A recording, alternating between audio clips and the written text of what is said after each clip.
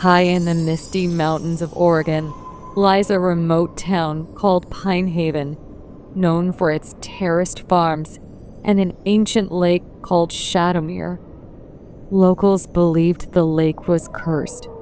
Legends whispered that its waters hid something sinister, something that claimed the lives of those who dared to disturb it. The story begins with Jake, a young trucker from Seattle, who arrived in Pinehaven with his two friends, Rachel and Matt. The trio was on a mission to explore the unexplored and document their journey for their travel blog. The locals warned them to stay away from Shadowmere, especially after sunset. That water only brings death, an old woman warned them, her voice trembling. But like most thrill seekers, they dismissed the warnings as mere superstition. The trek to Shadowmere was grueling, with a path winding through dense pine forests where sunlight barely broke through. By the time they reached the lake, the sun was setting. Shadowmere was unlike anything they had ever seen. Its waters were unnaturally still, reflecting the darkening sky like a mirror. A strange chill hung in the air, and the surrounding forest was eerily quiet, devoid of the usual sounds of wildlife. While Matt and Rachel began setting up their camera equipment, Jake wandered closer to the water's edge. He noticed something odd, a series of small stone idols partially submerged in the lake. They looked ancient, their hollow eyes appearing to watch his every move. "Guys, come check this out," Jake called, but as soon as his hand touched the water, a loud thud echoed through the forest. Rachel screamed, pointing to the far side of the lake, where a figure stood, a woman in tattered, soaking wet clothes. Her face was pale, her hair clinging to her body, as though she had just emerged from the water.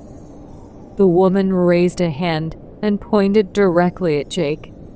Terrified, the trio packed up and hurried back to the town.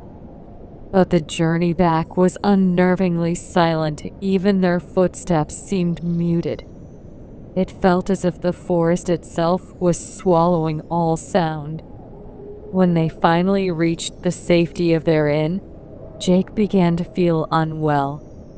He complained of an unbearable heaviness in his chest and a strange sensation of drowning. That night, Jake awoke to the sound of water dripping.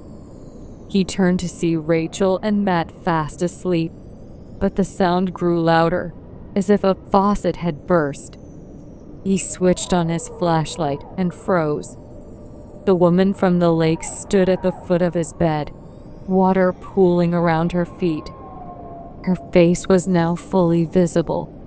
Her hollow eyes were black pits, and her mouth twisted into an unnatural grin. She whispered in a chilling voice, "You touched the water. Now you'll never escape."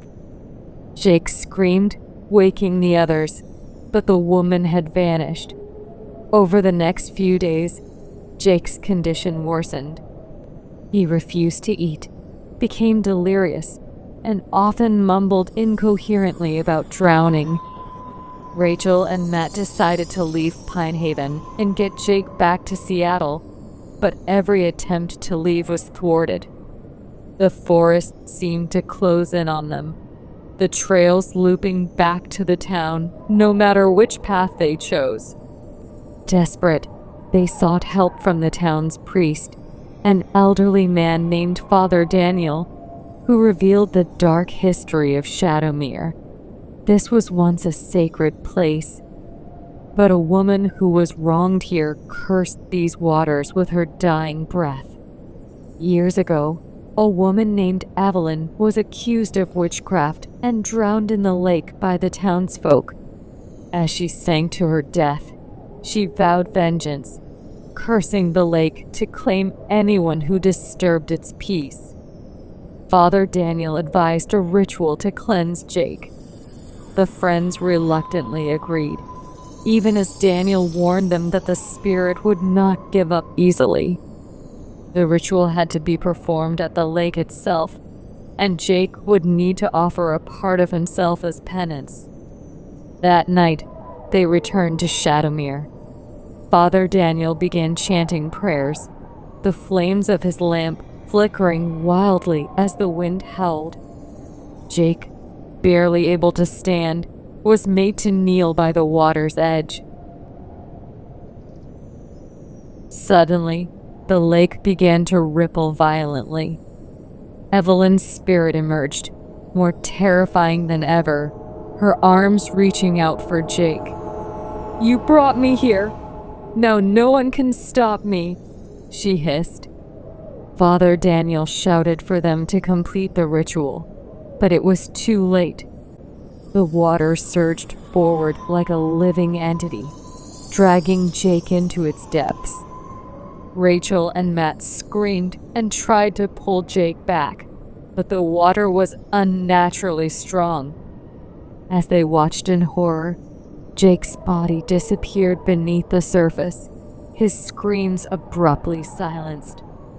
The lake grew still once more, the air heavy with an eerie calm.